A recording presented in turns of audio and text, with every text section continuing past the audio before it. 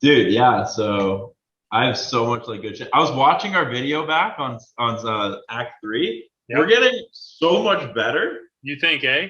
Oh my God, it's I agree. ridiculous. If you look back from like when we started I agree. with like just the GC Weekly, the first GC Weekly, that was like only 4 weeks ago. Yep. Holy fuck. Well, I've recognized that we don't like overthink it anymore. Like we literally hop on here, we're 15 seconds to the hour, and we're Yeah, already recording and we're already in a conversation. we're Where the flowing, first dude. one, where the first one, we were more so You're okay. scared. You're a Talk little about scared. what are we? Yeah, we're scared. Well, we don't know what we're talking about today. Do we start this? How do we set this up? Where's the intro? And it's not. I'm realizing we don't need any of that. We just need No to intro. come on and say what's up to your bear. Is it has he been there for all your calls? Buddy, I'm telling you right now, this is Ted. It's Ted. You know the movie Heck Ted? yeah, Yeah, man, he gets up. There he is.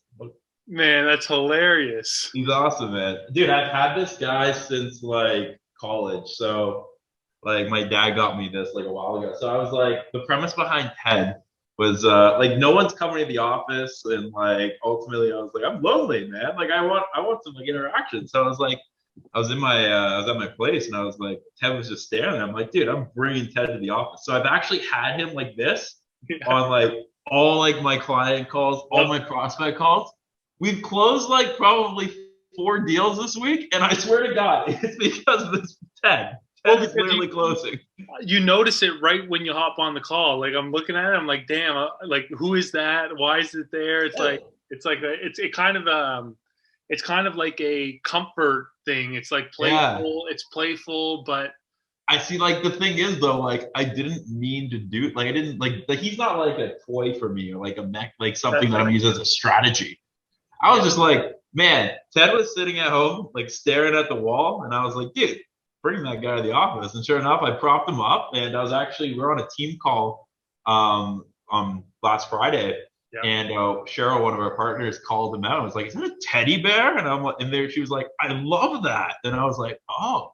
So then I started bringing him on my calls, man. He's a You beauty. don't see that often, like you rarely see that because you got to be professional and you got to be, corporate and whatever, and you can't have a teddy bear. But I'm a fan. Thanks, buddy. I think Ted says thank you. Says thank you. So you've been doing well. Like you've been closing some. Like you're in the Yeah. what is it called? The meat and potatoes of business, and you're just closing deals. Dude, now like, yeah, this is like a big week. Like, I think we finally have our product down. Like, we know exactly what our product needs to be for us to Yeah. have success. And that's like what we've been trying to find. Like, we've had the minimum viable product, but now we've taken it to a portion now where we're at a product that we know if we have X, Y, Z, one, two, three, we have all those laid out. We do that in the onboarding process. We're gonna have success across any fucking client. Mm. Great feeling. So good. And there's no questions of like what you can offer to somebody. No questions, dude. I know exactly when I have this. We do it in the onboarding period. We Uh-huh. get we get you all set up. Client's gonna be happy. We're gonna produce results. Everything's gonna work. And that just allows us to like take a little bit of stuff off our back and Sure. ultimately just chill a bit. Not chill, we're in a constant, but now it allows us to No, no, focus no. on, And now it allows us to build. That makes sense. We got our other 100%. partner, Kamal, likes to use this analogy of the backbone. We finally have the backbone of the Yes. company set. Now we're just going to add some meat to the fucking bone. And it's execution and it's getting that product into more hands. I relate to this so much because Yeah. at Athlete Tech Group, we're going through the process of creating a product, and we haven't even launched our pilot yet. Like we're getting ready to Yeah. launch a pilot that's going to give us information to build an MVP, Right. which is going to allow us and to see you on the other side of that. I can only imagine how it feels because right now everyone feels overwhelmed. We're like, oh, we didn't cover this base, we didn't cover that base, we didn't think about that. What about this? Dude. Right? Yeah.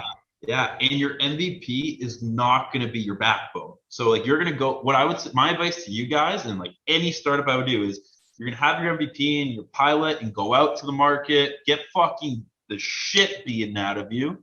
literally, we got like the crap beaten out of us, like on our first MVP. Then we even have a second MVP, which we've been working on. We finally got to the second MVP. Now we have like a backbone. You just discover the backbone through that process, right? But what I would say to you guys is don't get discouraged. It's gonna hurt. It's gonna be so fucking painful. But like you're building something awesome. You have like an idea that ultimately fits into a market. You're gonna create something that's gonna be there's gonna be a lot of it that's great. And guess what? There's gonna be a decent amount that, you know what, it just doesn't fit.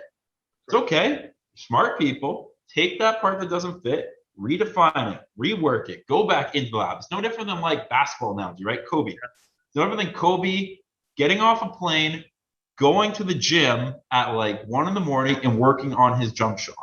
Exactly. You are literally just working on your game, working on your product to just go into game mode, get the backbone, and know you're going to have success. So for Greencube, you guys started as a sports betting technology, right? We don't even tell people that. Like people are like, well, people love the story, right? It's like, holy shit, you guys were just using publicly available data to run AI analytics on what would be the best sports betting line. That was what you guys thought would work.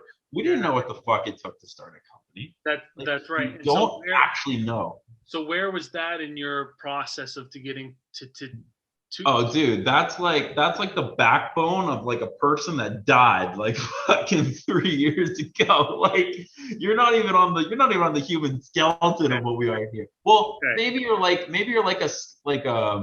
piece of like, I don't know, bone marrow on the first vertebrae of like AI. Maybe that's it, right? That's where the AI kind of started. But in terms of you taking what you learned from that dead person and looking at what, like, how much did you take from that to get to where it's? Oh yeah, well, it's not even like product related, right? Like maybe a sliver of product AI, maybe. But you take it goes always back to what we talked about, right?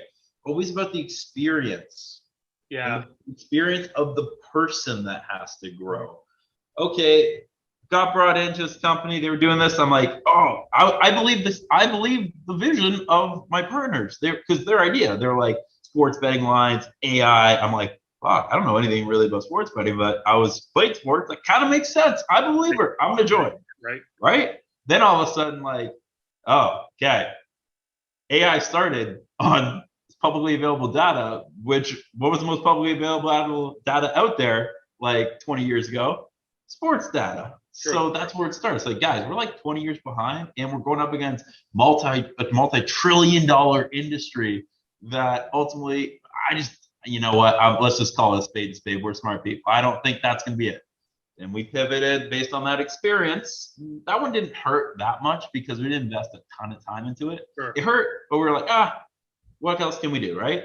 So there's a little bit of like uncertainty, and then we pivoted into this whole B2C marketing space, looking at content, what resonates with content, looking at what like certain variables would play with it. And then that kind of maybe was the start of the backbone. That kind of makes sense. That was maybe the first vertebrae. For sure. Then we built another vertebrae on top of that. That was, okay, a client actually told us, Vancouver Canucks, shout out to the Vancouver Canucks, told us that we don't really care about what the fuck the content is. We have content producers. They're good. We care about who is liking the content, right? Who is engaging on it. We don't have enough stats on who are these people, right? And we went, oh, okay. Well, we can just get lists of people that like and comment, right? Illegal. Can't do that. Thank God we didn't do that because now it's fully illegal with Facebook and Apple. But again, okay, who, what are they, right? Then we added another vertebrae in getting these people who engage on posts on Twitter. Yeah. Ultimately, now we have the engagement stats. Now we can create a target audience. Now we can do this. Then we're like, we're the best B2C thing known to man. We're gonna kill it. We get content producers. We're good. Oh wait, nope. People actually care about ad spend, and they don't want to pay your fees on top of the ad spend they do. So you actually gotta not just beat the traditional like conversion metrics, but you gotta supersede it enough to basically fit your fees in. So then we're like, oh shoot, okay, now money came involved in revenue. We're like, shit. So how do we actually have a value prop of a product? So we think our product's great, and we know it's great, but that actually people would do. And then we started to shift and add another vertebrae and went into B2B. So we had the great audience. We have this millions and millions and millions of people, social profiles who these people are, and then ultimately realize, well, B2B, everyone's just trying to message someone, connect with them. It's a pretty chaotic whole mechanism, really. I think we can change it. And then we started to go on Twitter. And then we moved to LinkedIn. Now we have this really sick, then it morphed into basically to fucking Monday. Like literally we had the backbone on Monday. Don't tell our clients that. They still like it. But like it's funny, right? Like it took us to now to create the backbone. Now we just add more meat to it, which is the fun part of this process. 100%, because you went through the grind of like discovering who you guys are in the market. It was a grind on people. It was a grind personally. It was a grind financially. It was a grind, all these different, and these are reasons why 99% of startups fail. Sure. This period to get to the backbone is so hard.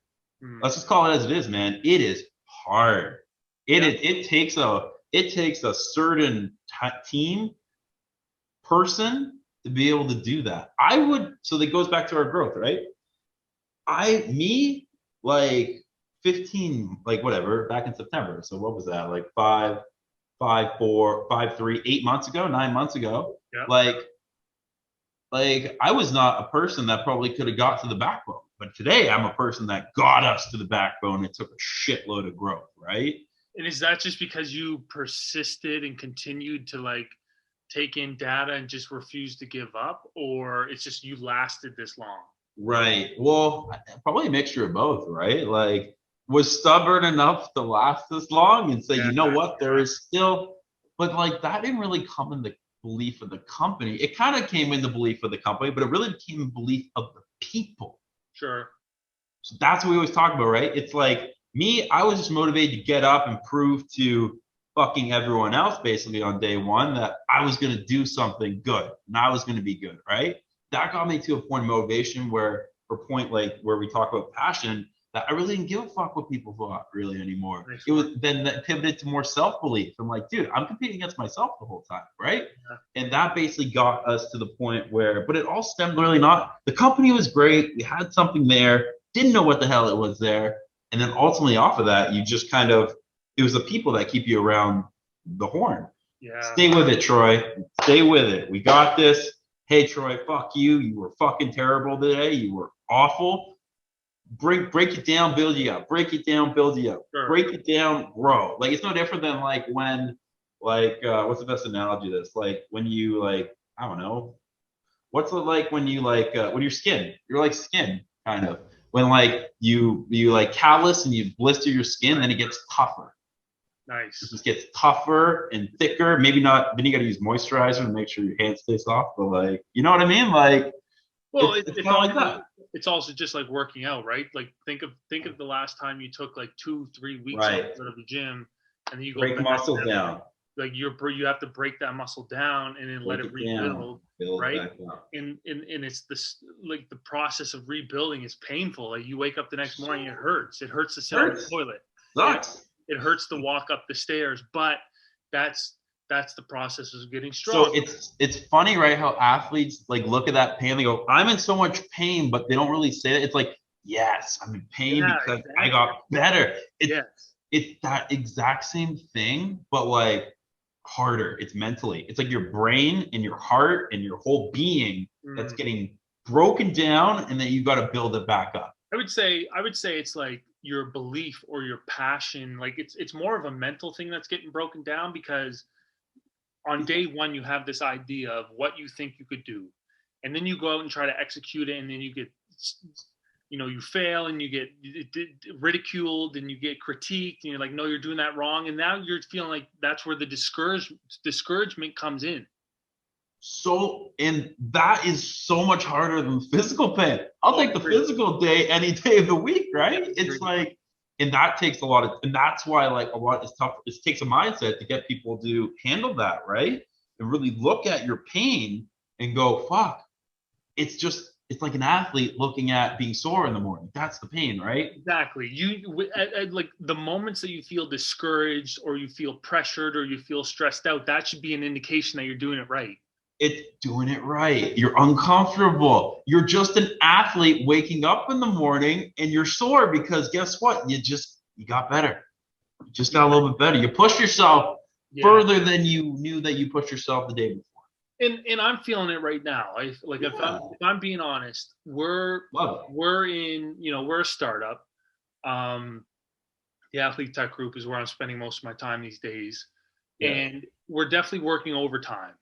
Right. And I'm here asking myself, like, okay, I'm not really getting compensated for all this overtime and like whatever, but like I understand the vision. I understand that I put in the time and the sacrifice now, and that they could have some pretty big returns, and I could have a pretty big role in the company as we go forward. But who's keeping you around the company?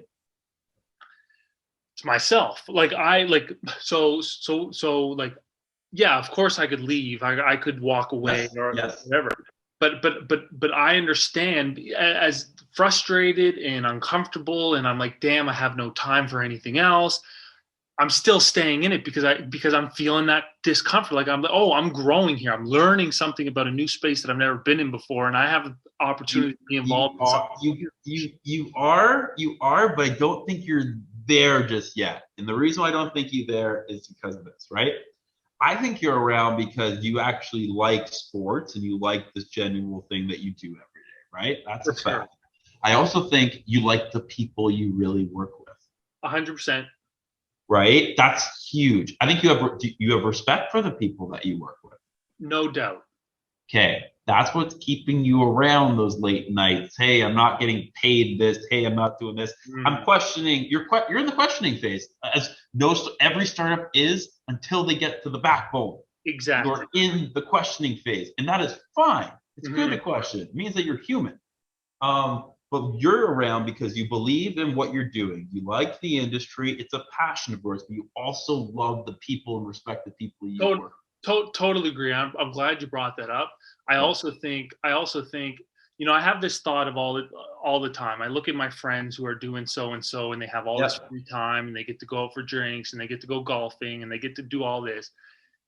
And it reminds me of basketball again. It's like you sacrifice your summers to work on your game, so when the season comes around, you're on top of you put in the time. The same thing is here when I'm thinking from a career development piece, right? Yeah, I love it. It's so funny. Like, dude, you're like literally like, I was back this in the winter. Like in this winter, literally, when I was like looking around on my Instagram, like fucking people in Whistler and Banff going on hikes, doing all this stuff. And I went, well, you work at like these major corporations. First, how the fuck are you even allowed to go on these trips? And second, do you actually really give a flying fuck about what you're doing? Look, like I'm fucking dying here. I'm literally in so much pain, and you guys doing that. And then that used to like maybe get to me, and I used to be like, fuck that. That's not how you should do things, right? But like now I'm like, I look at someone on vacation in Hawaii, and I go, oh, that's cool, man. It looks like a great trip. I'd like to go there one day because it doesn't affect me, right? Exactly. I'm doing me. I'm doing my own thing. It used to really affect me, and I used to care. And a lot of people do this, right? They care about what people think, what people are doing, all this stuff. But eventually you hit that point of like passion. I really believe that passion, and usually that stems through your company and what you're waking up every day to do. And you don't worry about anything else. It's really just you waking up every day and like, oh, I'm just doing me. I'm sick. And guess what? That attracts a lot of people. That's right. That's right. And I think here's a question for you. How often do you, how much of your motivation stems from trade-offs, saying in terms of I'm willing to put in the work now, eat dirt now, so I can reap the benefits in the future? That's such like a questioning phase comment. It is. It's such right. It's so true, right? Look at it. I'm going to put in my time now because it's going to pay off in the future. That's right. The fact of the matter is you don't know if it's going to pay off in the future. You have no idea. No idea, right? So really, that's such a questioning phase comment. Like, okay, I'm gritting my teeth now if it's going to pay off in the future. When really, when you hit that point of, you'll know. I'm really excited for when you get there. It's going to be awesome. Yeah. I'm going to push you to fucking get there. Oh, I am. I think You've gotten a lot better. And that's right. I'm in the questioning phase, but I think it's also a learning phase too. This is my first experience in a world that is like in a startup. Would you have said it was a learning phase 4 weeks ago? God, no. No, that's proof in the concept that you've gotten better. It's a learning phase. I'm getting better. Yeah, it's part of it. You've gone better. You've mentioned, like, I was watching back the Act 3 not too long ago, and you said you used to work for. We were talking about employees waking up, and like some people hate their job and they don't get excited to go to work, and we mentioned the fact that, well, maybe it's because like it's not their idea and they're doing something that they don't want to do. You said that you worked for startups or other people's companies where you had no equity in their company or whatever. It wasn't yours. Like, I think this is my first time like working for someone else, right? So like, what was your experience when you were working for someone else versus sitting in the chair, like an ownership or an owner's chair? Yeah, I didn't really think about it, right? Like 23, 22 coming out. I'm working on paper to everyone else, I look great. Working at a prominent incubator in New York City, founder Michael Loeb, Priceline, right? Great. People looking at, wow, people my age, 22, 21, wow, man, Troy, you work in New York City? That's like so trendy and fucking cool. Who cares? Like, at that moment, I was like, yeah, it is trendy and cool. I'm a fucking egotistical prick. That was cool. Ultimately, that's great. I'm working in New York City. I do a consulting thing. Paper looked great. Really, I was learning fuck all. Doing fuck all, right? I didn't know what I was like. Yeah, I'm in startups. Well, okay, that's like saying like it's like a commentator, like not even. That's like literally like I don't know. I didn't know what the fuck a good analogy is. That's like a I don't know. It's like a farmer saying he knows exactly how the cow feels. I don't know. Like it's sure, yeah. Analogy, but like you really don't. You don't know, man. Like you don't know like what that means. But until you have like great mentors like this, that's ultimately what drove me. Did I have equity in Greencube on day one? No. Right. Did not.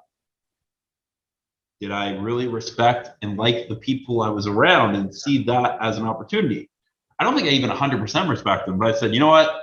They're really successful people. Got to be something good here. Right. I'm gonna join. Right. Right. Eventually, respect developed. Really painful process developing respect, but they knew how to motivate me. They had that belief. That's why I started with Athlete Tech Group, is because our founder was in the NBA space forever. Yeah. He managed the top Canadian NBA players, and he has relationships with almost every NBA player in the game right now. And I'm like, oh, like this is a guy in the space that I want to be in. I'm going to go, let me start out as a copywriter. Now over time, my role's grown and now I have more involvement. And again, we're still so early as a company. Dude, you have to like, I'd really put it, you got to look the part to and this is like very like maybe a controversial comment. You got to look to the part to extent to be interested. Yeah. Like I was interesting to you aesthetically. Yeah. Paper, right? Had this, had that, had this. Probably not going to talk to that guy if he didn't have that, have this, that. 100%. Right? So I'm a firm believer. I'm okay to gotta look the part to get the conversation because then that's when the real stuff happens. Exactly. And then that's when you start learning and that's when you start experiencing. And that's when you ultimately make the decision of whether or not this is a real thing that you want to be a part of. You don't. It's always like, don't judge a book by its cover, but damn, that cover better be interesting enough to open that fucking book, right? There it is. Don't judge a book by its cover, but damn, that cover better be interesting enough to open that first fucking cover. Because if it's not, then you just won't pay any attention. You're not going to look at the book. That's it. You're not going to look at it. Like, it sucks. It really sucks that is like the premise of it. That's who we are as humans. Well, if we want to go biblical with it, even though I'm going way off the bat, like Adam and Eve didn't pick the fruit from the garden because it looked bad. Right. It looked very shiny and red, like the apple. Right? It's who we are as people. But then it's very easy to find out whether or not a company or a person is just the cover and there's no depth to it. And that's where intuition comes in. Nice one. Yeah. That's where intuition comes in, right? Right. I'm intuitive enough to know that remember we talked about last time, like at a party and seeing people. Yeah. Like I'm intuitive enough just by the way that you walk, by the way that you talk, by what you wear, by who you are. Like not even what you wear really. It's more of like the way you walk, the way you talk, your actions, like what make up that cover. Sure. Like whether you're full of shit, whether you're comfortable, whether you just want to get talking to, like all these different things, right? Whether like it's funny, man. Like I'm like that just comes organically to me. Like, but like so the person maybe not aesthetically of how they look interests me, but the texture of the cover is what interests me in the person, right? It's not like how you look, but your actions that ultimately define who you are. Yeah, it's the energy. Your actions kind of give off a certain energy, and the confidence, and you can feel that stuff's palpable, right? And you know if someone's confident or they're just full of shit and it's genuine. Yeah, so easy. It's so easy. And you can't write that down. You can't write down what makes someone full of shit and what makes someone confident. Why? Like these conversations are just genuine, right? They're amazing and genuine. Why was Gary Vee different? Why did people start to listen to him? Because that guy lived through a fuck ton of pain, went through the whole process, built genuinity, and started preaching it, and people went, "Wow, that guy's real." He was just speaking on his personal experiences. He was not trying to be someone or do what someone else is doing. It's just like because he didn't care. He didn't care. It was just his. He didn't care about everyone around him. He was just him. Yeah, and being just him, what did we say? Attracts a lot of people. Yeah, being yourself. And I think being yourself, would you say being who you attract who you are? Would you say that? I think you attract what I'm very much organically attract someone who comes into your life at that time. I don't think you don't attract who you are. Like you and me are different. Yeah, true. We're similar, but like we're different. Completely. We have an organic connection, and we were attracted to basically creating this thing because we were just we were very much ourselves. Like, hey, we're real. If I thought you were like a conniving prick, I wouldn't have said like literally. I would have said like, oh, I'm not going to pay Tristan for it, but I went, I'm going to reach out to this guy because I think he ultimately. He this is something he'd be passionate about, be good at, right? Exactly. That was me just kind of analyzing the texture of Tristan in the hour we had a conversation with to go and then ultimately create this awesome book, which is Stay Hot. Man, and the nice thing about the book analogy is that we're still writing the pages and the chapters and the acts, right? The acts, yes. There we go. That's it, man. Troy, I want to switch gears because I'm so, and I think a lot of entrepreneurs are so attracted to the feeling of closing a deal or something. So let me give you a little bit of my own experience. The first time I really did something like that was for Black History Month with Undressed Jersey. I had an idea. I said, let me do a campaign and I want to do a fundraiser and I want to get partners on board to help me do this. Right. So I was putting together proposals. I was putting together pitch decks. Right. And I was building this thing and I was reaching out, hopping on calls, and I was pitching. The moment that someone says, yeah, we're in, how much do you need from us? What do you need from us? Done. Right. I was like, oh my God, how did I go from an idea to like a transaction that fulfilled that idea and like I saw it come to life? And for the first time I was like, wow, I truly now understand why business is so addicting, because that feeling of creating something and watching it come to life is great. Closing a deal, like being like, yep, putting it down on paper, that's addicting. I want to do more. Right. So you said this past day or this past week, you and Ted closed about 3 to 4 deals. Killing it. Killing it. How is that feeling? And like, how does that motivate you to do more and get more and all of that? Yeah, it's not even like getting more is awesome, right? I think it's like just man, we went through a lot of shit to get to this point. Right. Like, we went through a lot, man. And like, that's like just genuinity and that's just belief. People buy genuinity and belief. Right. Some people buy surface level shit, and that's like some content creators out there. Like, what are we talking about? Content is vain, right? That guy.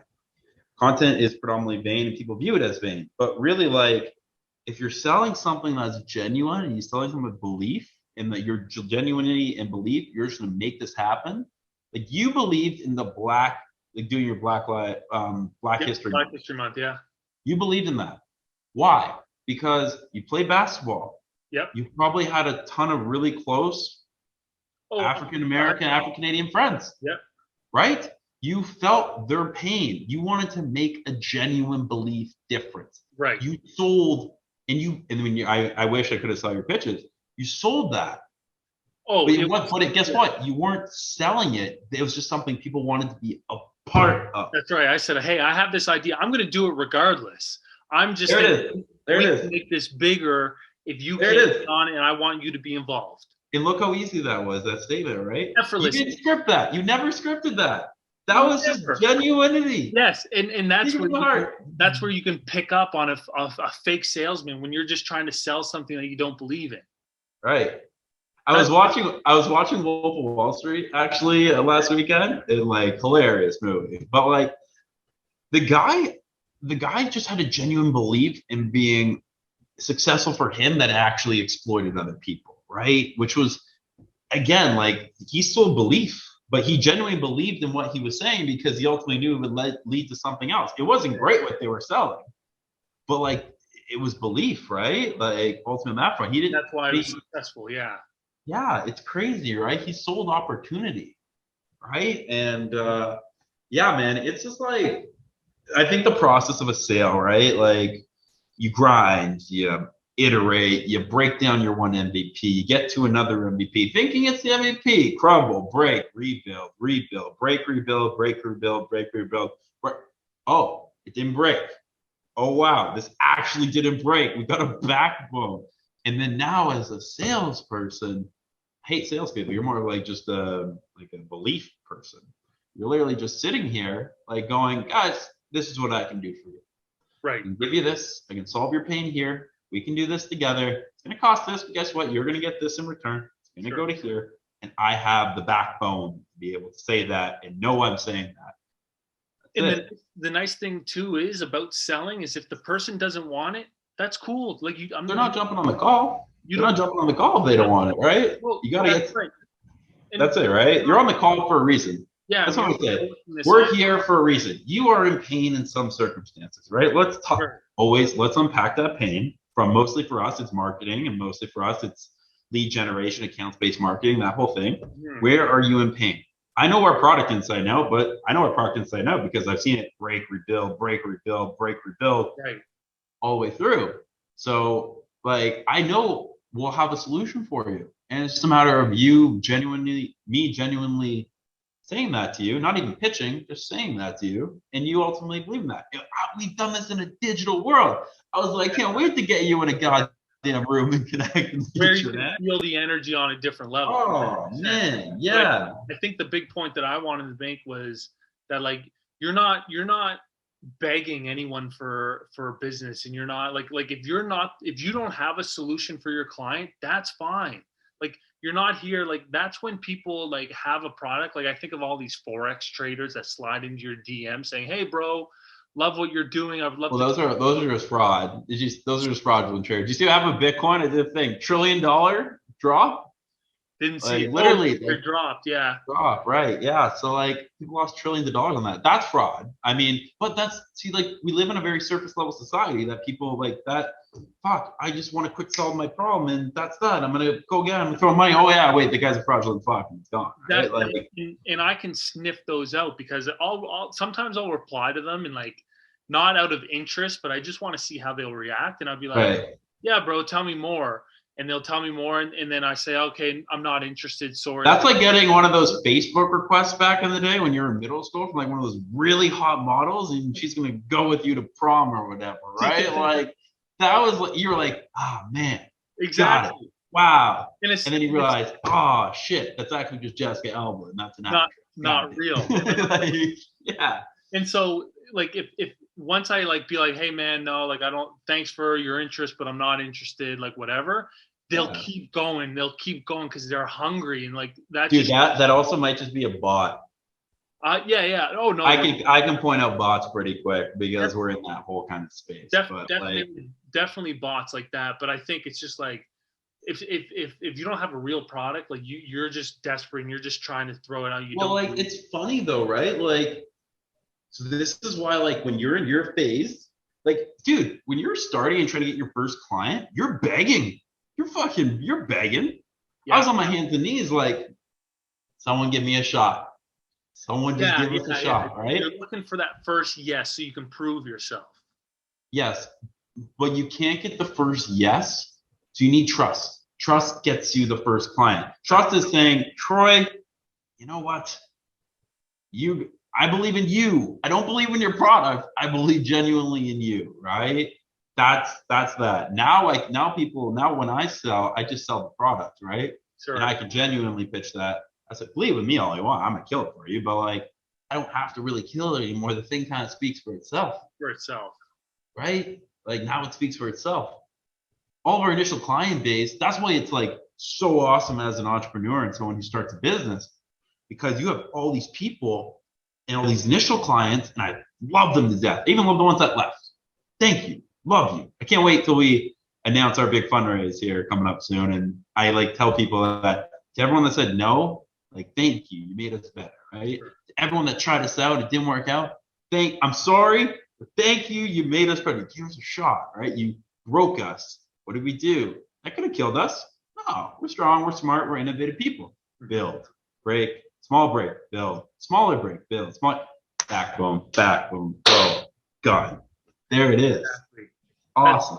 And I think that's the perfect analogy. It's like breaking down the muscle and you're building it stronger. It's just it. But so many startups fail because they start to feel that pain and they're like, oh no, it's broken down. I guess it's not going to work. Break down, and then ultimately they don't do the work. They don't add the calcium, the proteins, the electrolytes to repair the muscle. Yes, 100%. They don't put the proteins, the electrolytes to repair the muscle is literally you just waking up the fucking next day and going to repair it. And a lot of people don't wake up the next day to go repair it. They go and question, move away, go to different stuff. You stay with it, dude. You're there now because you respect and you believe maybe not as much as you should, but you believe the people around you, right? That belief will grow, that eventually that belief will turn into belief in you, and eventually you'll be selling stuff that people will trust in just you. They'll trust you ultimately. Eventually that will then move to the backbone where you don't have to basically jump on calls and build trust. The thing speaks for itself. And when you get to that point, which we got to, I think this week, knock on wood, it's awesome. It's really cool. That's got to be an incredible feeling because you're like, damn, all those nights, all those questioning phases, all of that like pain that you felt like. Dude, it took us 19 months, 20 months. Wow. 19, 20 months. Over that by like 30. So 30, 10, like that's 300 right there. 570 days. 570 fucking days of pain, suffering, breaking, rebuilding to get to here. Dude, unbelievable. And not everyone's built for that. Like not everyone's that's fine. Wired to take that. A lot of people just want to go into the office, clock in and clock out, and don't talk to me for the rest of the day. That's fine, but it's fine. They have, like we talked about last time and other times, right? I think Act 1, where people can have beliefs in other things, family beliefs. Like, that's great. You be the best family person possible. That's awesome. I fucking love that. Right. It's building businesses, right? Yeah, just because entrepreneur is so hot right now because of social media and the Gary V's and it looks cool and the private jets and everything, doesn't mean you have to be one. Yeah. No, not at all. And like the people that call themselves entrepreneurs, like, I don't know if you, like, I don't know. Like, I have such a, again, we talked about last time, pulling stuff from stories, right? Pulling stuff out of stories. When I look at the definition of an entrepreneur, my definition is so much different than the person who sells a t-shirt on Shopify, right? The person who is a Forex trader that ultimately has their own thing. The person who invests in crypto, right? Mm-hmm. Listen, good for you guys. If you make a living, awesome, love that. But like my definition of it is like, 570 absolute days. Combine that with the 24 years of my life. That's what my definition of it is. And that's just like, that's what, I mean, I don't know, man, but we're also building a company that is poised to disrupt the whole fucking business mechanism. Right. So we also tried to build something massive, right? If I just wanted to sell t-shirts, which we're probably going to do is stay hot one day, I'm a stay hot entrepreneur, right? And it's totally fine. It's not enough pain. There's not a certain amount of pain that defines what an entrepreneur should be, right? But my definition of an entrepreneur is not like how many letters are in entrepreneur, right? Let's look this up. It's like a complicated. We got 5, 8, 12. There's 12 letters in entrepreneur, but my definition is like my entrepreneur is like 570 letters long with Greencube, plus the 20 other years, 25 or 24 other years of that, right?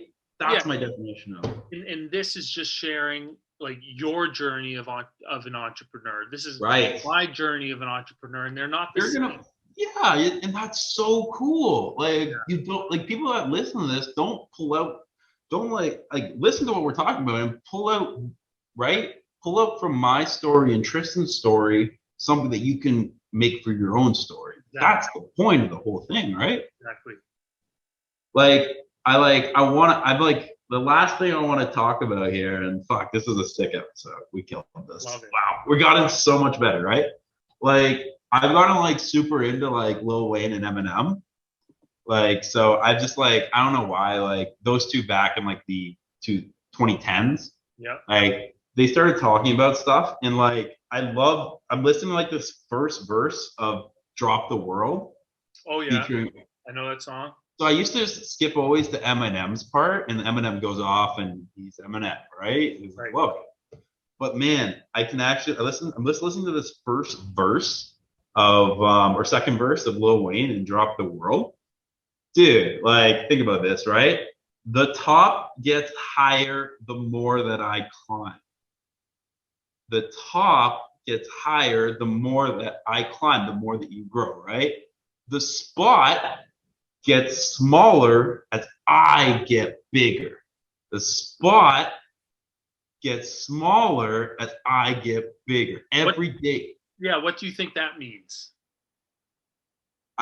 Again, every day you wake up and get better.